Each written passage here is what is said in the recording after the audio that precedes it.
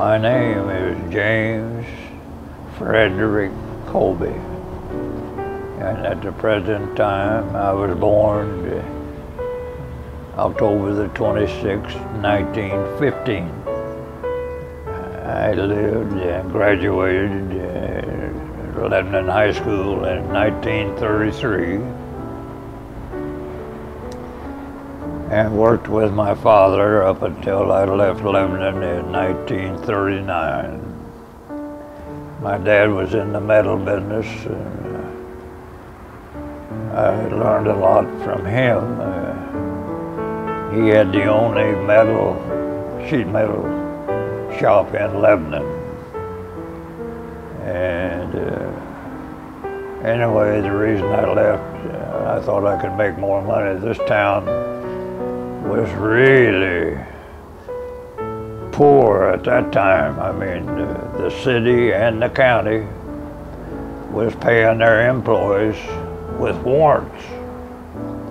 They had to have somebody to buy the warrants at a discount. And it's a piece of paper. And the people that had money in town, there were several that bought these warrants at a discount. And most of the city employees were making probably $1, $1.50 a day for 8 hours. I mean, and my grandmother lived on this corner on my mother's side, and my grandfather and grandmother on my father's side lived on the end of this block. So that's how they got together. My dad only went to the 8th grade, and my mother, she went all 12, and the Adams building over on Adams Street. But anyway, I stayed with my father and took him places to see his brother. He had a brother in Florida. Large Gasconade Hotel. I know where it was. They burned down, and they had a trolley from the railroad station out to the hotel, and the rich from St. Louis and mostly from Kansas City would and come to that hotel. It was really something. And then we had 2 hotels down on Commercial Street, Little Euclid and Commercial. And they took care of the drummers. I called them drummers, the salesmen that come from St. Louis to the merchants here in Lebanon. This was the most beautiful street in Lebanon. All trees, maple trees, oak, and the farmers would come in with their buggies and wagons, and they would raise watermelon and cantaloupe and sell them along the street here. Yeah, you could buy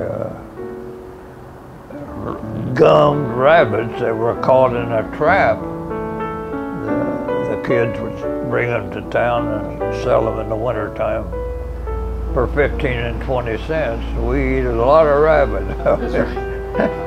Did you like rabbit? Oh, yeah. I didn't like squirrel too much. But, my mother made dumplings with squirrels. Every Sunday we had chicken and dumplings. My grandfather liked dumplings. She had a chicken house in the back here. We had a great barber. My dad, every fall he would buy from the farmers 3 corn-fed hogs, and my uncle, that was my dad's brother, he was a butcher for Jocelyn Grocery Store on Commercial Street.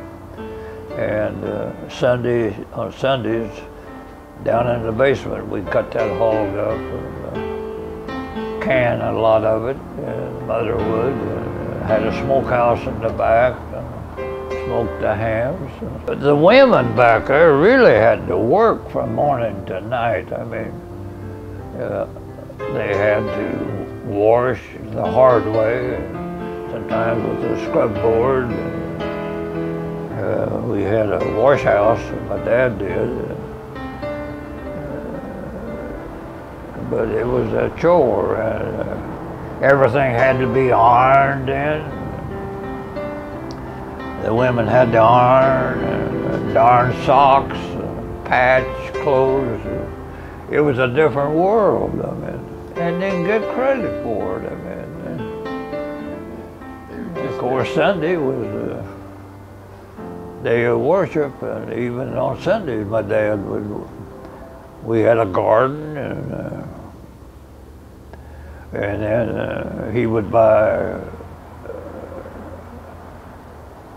we had a wood stove in the kitchen, I mean, and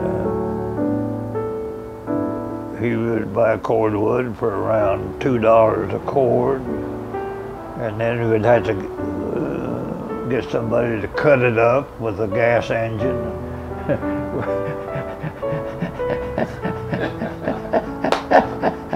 That things were different, yeah. I mean, and then the wood would have to be split for the stove. I mean, it had to be small, yeah. Well, yeah, and Mother baked on that wood stove. I mean, it had a reservoir on the side with water.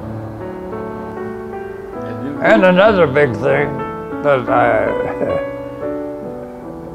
miss, we had 3 or 4 blacksmith shops in Lebanon to shoe the horses and take care of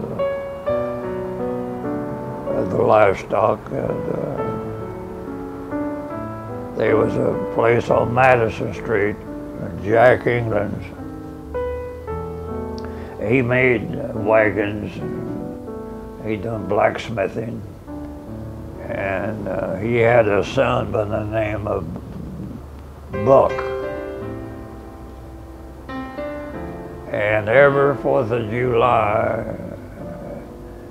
at 6 o'clock in the morning, he would take out in the yard of the blacksmith, place an anvil, and put gunpowder on the anvil, put another anvil on top, and with a long rod, hot on one end, shoot that anvil off. You could hear it all over town. It makes a noise you could hear all over town. That was quite a deal, I mean.